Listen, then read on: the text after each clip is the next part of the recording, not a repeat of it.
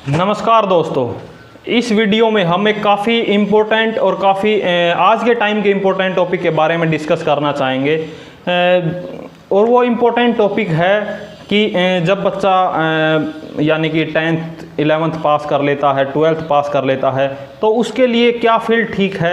यानी कि पेरेंट्स के दिमाग में भी एक कन्फ्यूज़न रहता है कि कौन सा करियर ये परस्यू करे। तो इसी टॉपिक को हम डिस्कस करेंगे और मेरा मानना है कि मैं एक आपको अच्छा पर्सपेक्टिव दे पाऊँगा, एक आपको अच्छे से समझा पाऊँगा। इस वीडियो को देखने के बाद काफ़ी डाउट्स आपके क्लियर हो जाएंगे। तो चलिए बिना किसी देरी के वीडियो को शुरू करते हैं।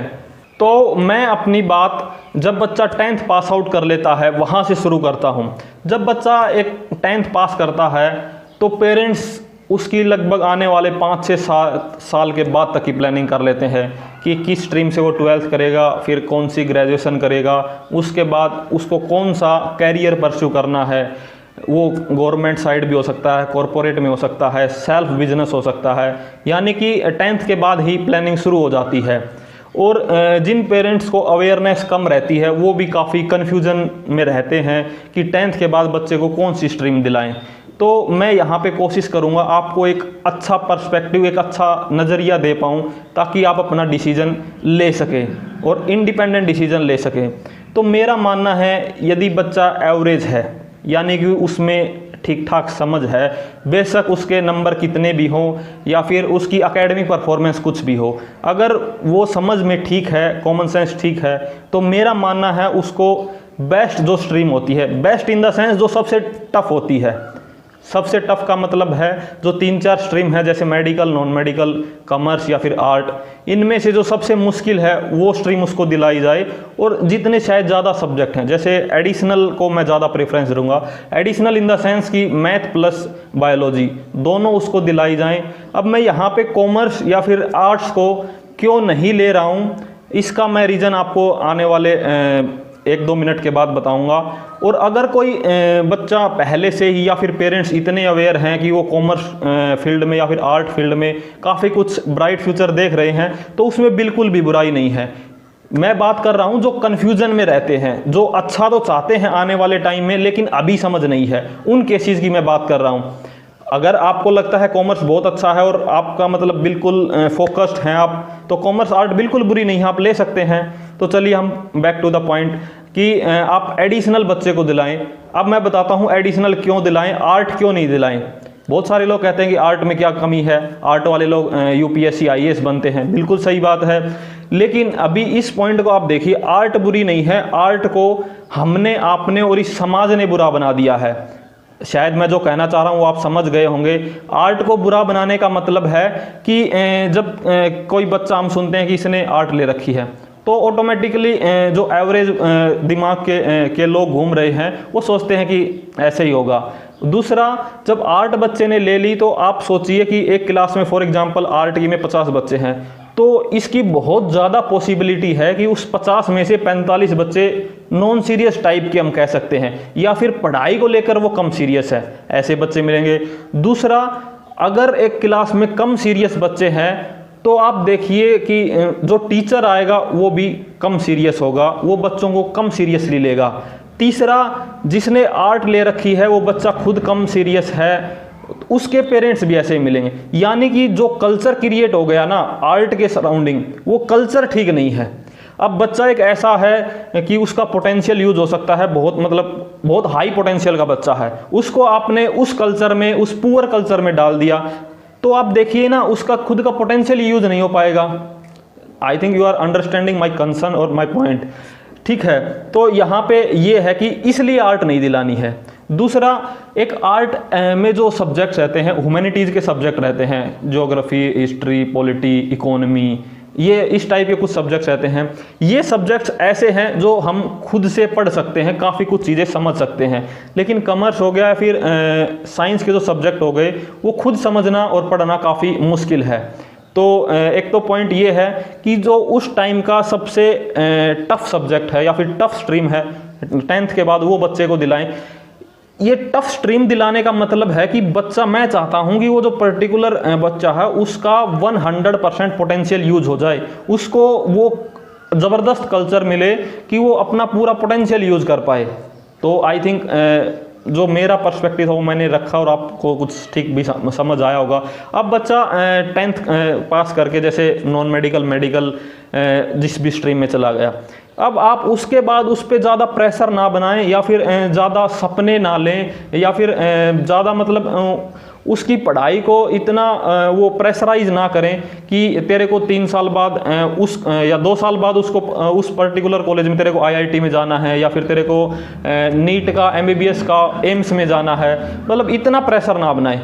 उसको उसकी 11th और 12th में जो बेस्ट परफॉर्मेंस हो सकती है वो दे सकता है, बस आप वो करें कि तेरे को अपना 11th 12th का सब्जेक्ट जो है, जो तेरे सब्जेक्ट्स हैं उनमें अच्छा परफॉर्म करना है, बस इससे ज़्यादा कुछ भी नहीं। उसके बाद हम सोचेंगे। तो 2 साल उसको स्ट्रीम अपना अच्छे से मन बनाने के बाद और दिलाने के बाद उसको 2 साल अच्छे से पढ़ने दें, उसको बेस्ट टीचर्स अवेलेबल करवाएं, बेस्ट घर में माहौल अवेलेबल करवाएं, ठीक है। उसके बाद आपने उसको उसने 12th कर ली, फिर उसका 12th का रिजल्ट आ जाता है तो फिर डेफिनेटली वो किसी ना किसी कॉलेज में जाएगा। तो इस पॉइंट पे भी आपको वही करना है कि जितने उसके मार्क्स आए हैं या फिर अगर किसी कॉलेज में एंट्रेंस बेस्ड उसका एडमिशन होता है तो जो एंट्रेंस में जितना वो परफॉर्म कर पाया है उस लेवल पे जो उसको बेस्ट कॉलेज मिल सकता है, वो कॉलेज लोकल भी हो सकता है, यूनिवर्सिटी भी हो सकती है, लेकिन बेस्ट से बेस्ट होना चाहिए। जितने उसके मार्क्स हैं और जितने उसने उस कॉमन एंट्रेंस टेस्ट में जो नंबर लिए हैं उसमें, उसके बेस पे जो उसका एडमिशन हो सकता है उस बेस्ट से बेस्ट कॉलेज या फिर यूनिवर्सिटीज़ में भेजें। अब यहाँ पे बेस्ट कॉलेज और बेस्ट यूनिवर्सिटीज़ में भेजने से क्या होगा, आप देखिए एक बच्चा नॉर्मल गवर्नमेंट कॉलेज से पढ़ा हुआ है और एक बच्चा यूनिवर्सिटी से पढ़ा हुआ है, दोनों की सोच में, दोनों की थिंकिंग में काफ़ी डिफरेंस मिलेगा।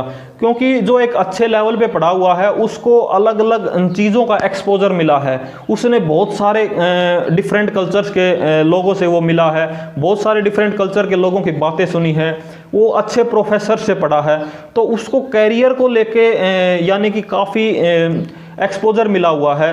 तो वो जब हमें एक्सपोजर अच्छा मिलता है तो हम हमारे डिसीजंस साइंटिफिक या फिर लॉजिकल डिसीजंस हम ले सकते हैं। अगर आपको अब देखिए नॉर्मल गांव का बच्चा होता है वो या तो फिर मिलिट्री में जाने की कोशिश करेगा या फिर किसी और गवर्नमेंट एग्जाम में जाने की कोशिश करेगा या फिर नॉर्मल किसी जॉब की सोचेगा, और एक अगर ठीक ठाक लेवल पे अच्छे कॉलेज का बच्चा या फिर अच्छी यूनिवर्सिटी में पढ़ा हुआ है वो दूसरे मतलब कुछ अच्छे लेवल पे कुछ करने की कोशिश करेगा। अब यहाँ पे दोनों पॉइंट में क्या डिफरेंस है और क्यों करता है ऐसा कोई भी बच्चा, ये ऐसा इसीलिए है कि जो रिमोट एरिया में है, जो लोकल एरिया में पढ़ा हुआ है, उसको उन चीज़ों का पता ही नहीं है कि ऐसी ऐसी चीज़ें भी चलती हैं। तो ये प्रॉब्लम वहीं आई कि उसको एक्सपोजर ही नहीं है। ये कमी वहाँ पे नहीं है कि गांव के बच्चे में टैलेंट कम है और एक अच्छे यूनिवर्सिटी में पढ़े हुए बच्चे में टैलेंट ज़्यादा है। ये प्रॉब्लम इस पॉइंट पे नहीं है, ये प्रॉब्लम है कि उस बच्चे को जो गांव में रह के किसी दूर के गांव में बैठ के घर में पढ़ाई कर रहा है उसको पता ही नहीं है कि हम इस लेवल पर जाके इस फील्ड में भी बहुत अच्छा कर सकते हैं। तो इसलिए आपको बेस्ट कॉलेज में जाना है। अब इसके बाद तीसरा पॉइंट आता है जो बहुत इंपॉर्टेंट है और आजकल आपने सोशल मीडिया पे भी काफ़ी सुना होगा और अपने आसपास भी सुना होगा कि बच्चे को हम वो करवाएं जिसमें उसका इंटरेस्ट है, और बात बहुत ठीक भी है। लेकिन इस बात पे मेरा एक क्वेश्चन यह है कि क्या एक बच्चा जो 10th 11th उसने पास करी है या फिर 12th पास करी है उसका इतना मतलब मैच्योरिटी या फिर उसको इतनी सेंस होती है कि वो अपना एरिया ऑफ इंटरेस्ट शो कर पाए।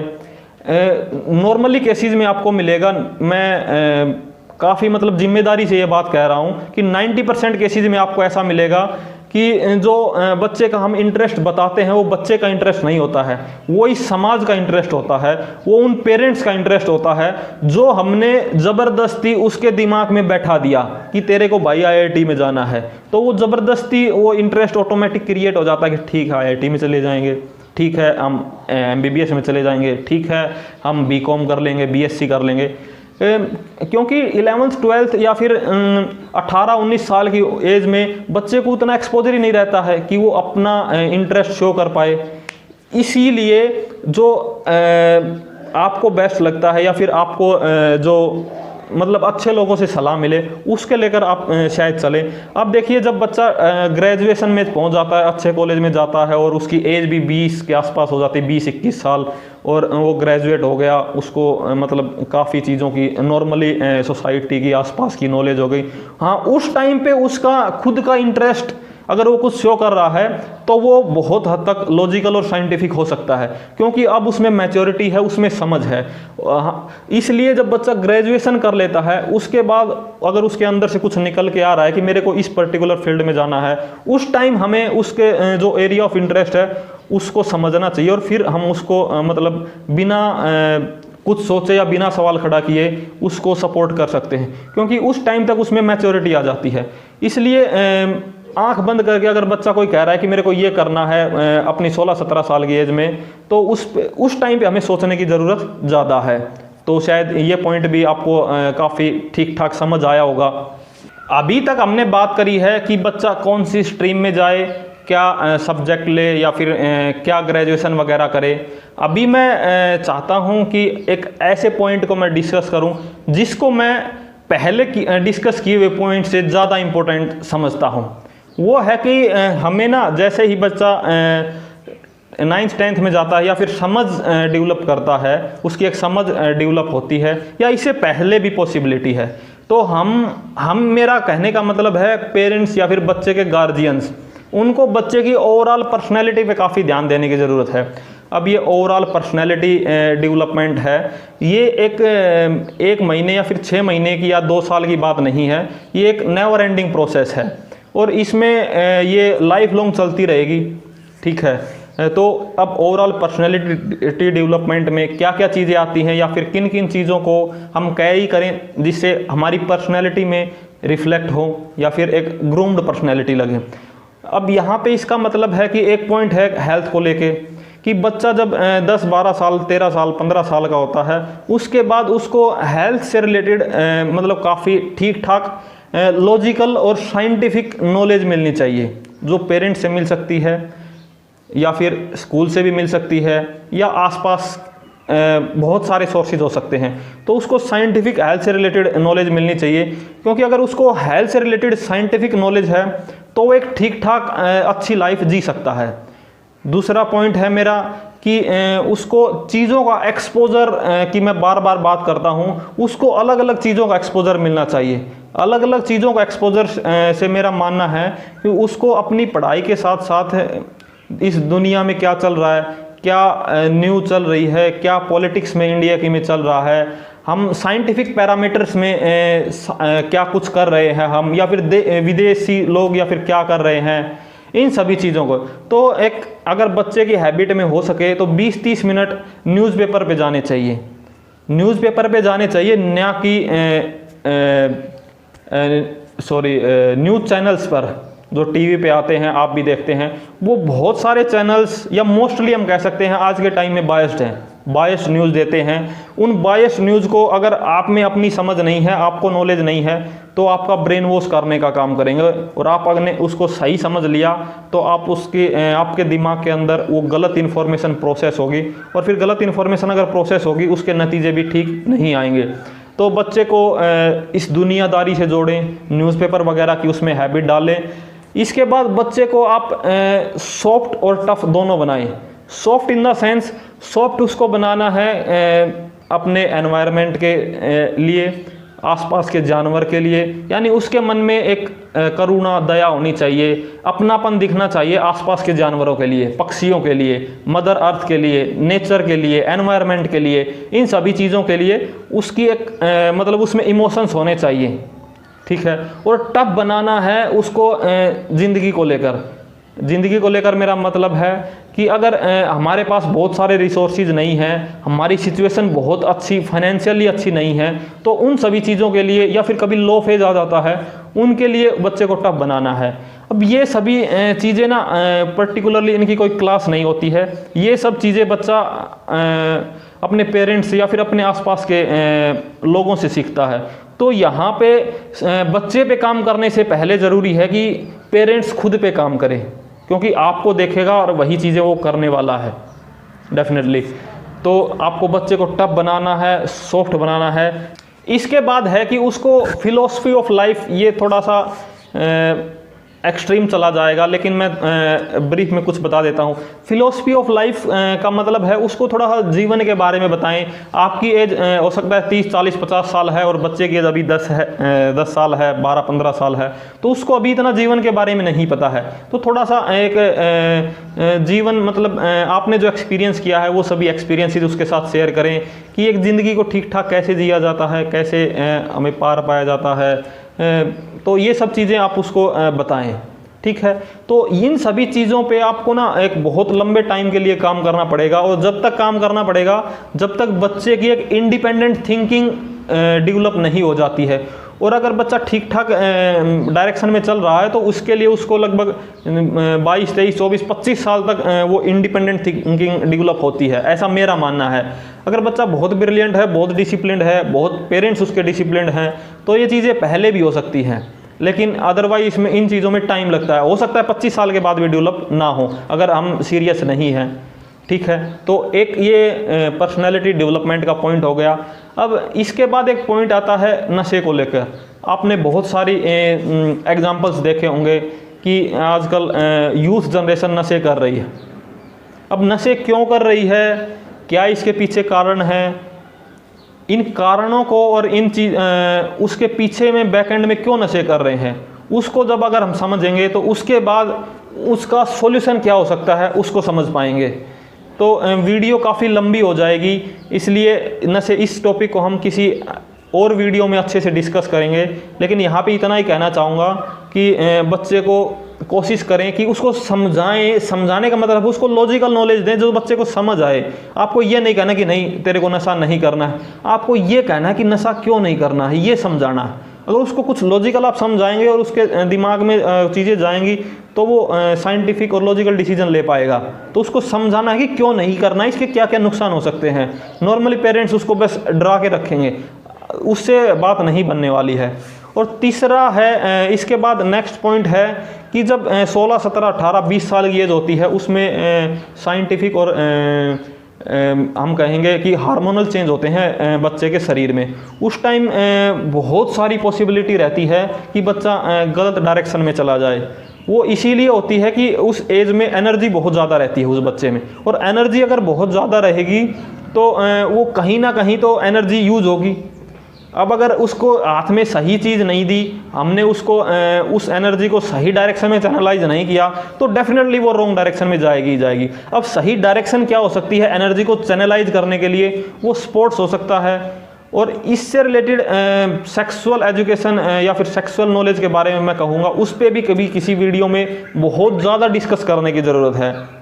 10-20 मिनट में ये चीज़ें समझाई भी नहीं जा सकती हैं, लेकिन इस पर्टिकुलर पॉइंट पे बहुत ज़्यादा काम करने की ज़रूरत है। बच्चा इस फील्ड में अगर किसी गलत डायरेक्शन में जा रहा है तो इसमें बच्चे की गलती नहीं है, उसका शरीर, उसके शरीर में चेंजेस ऐसे हो रहे हैं वो कि वो ना चाहते हुए भी गलत डायरेक्शन में चला जाता है। तो उस टाइम उसको काफ़ी अच्छे तरीके से समझाने की ज़रूरत है, और समझाने से ज़्यादा बच्चे को समझने की ज़रूरत है। जब आप समझ पाएंगे कि इसमें बच्चे की गलती नहीं है, उसके शरीर में चेंजेस हो रहे हैं इसलिए ऐसा कर रहा है, तो आप उसको ठीक तरीके से समझा पाएंगे और बच्चा भी समझ पाएगा। और नॉर्मली केस में इसमें भी यही होता है कि पेरेंट्स दबाते हैं, नहीं ये नहीं करना है, ये नहीं करना है, लेकिन ऐसा नहीं करना कहने से बात नहीं बनने वाली है। आपको समझना है और फिर समझाना है। तो एक ये पॉइंट है, नशे वाला हो गया, सेक्सुअल एजुकेशन का हो गया। सेक्सुअल एजुकेशन में बात करूँगा कि जिनके साथ कम्युनिकेशन ठीक है, डेफिनेटली नॉर्मली पेरेंट्स के साथ तो एक कम्युनिकेशन गैप रहता ही है, जिनके साथ कम्युनिकेशन ठीक है और उस पर्टिकुलर इंसान को समझ है सभी चीज़ों को लेकर, और तीसरा उसकी इंटेंशन सही है उस इंसान की।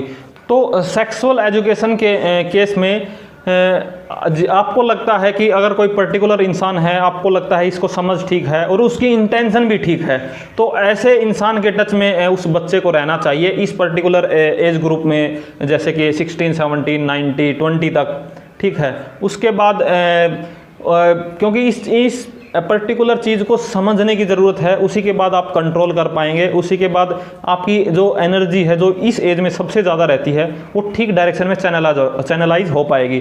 तो इस वीडियो में इसको ज़्यादा लंबा ना करते हुए मैं इस वीडियो को यहीं पे एंड कर रहा हूँ। और अगर आपको भी लगता है कि कोई सोसाइटी में ऐसी समस्या है या फिर कोई ऐसा टॉपिक है जिस पर डिस्कशन होना चाहिए, इन डेप्थ डिस्कशन होना चाहिए, तो आप मुझे अवेयर कराएं कि किस टॉपिक पे मैं डिस्कस कर सकता हूं। मैं डेफिनेटली उस पर एक अच्छी वीडियो बनाने की कोशिश करूंगा। तो वीडियो को एंड तक देखने के लिए आप सभी का धन्यवाद। Thank you so much. Thank you.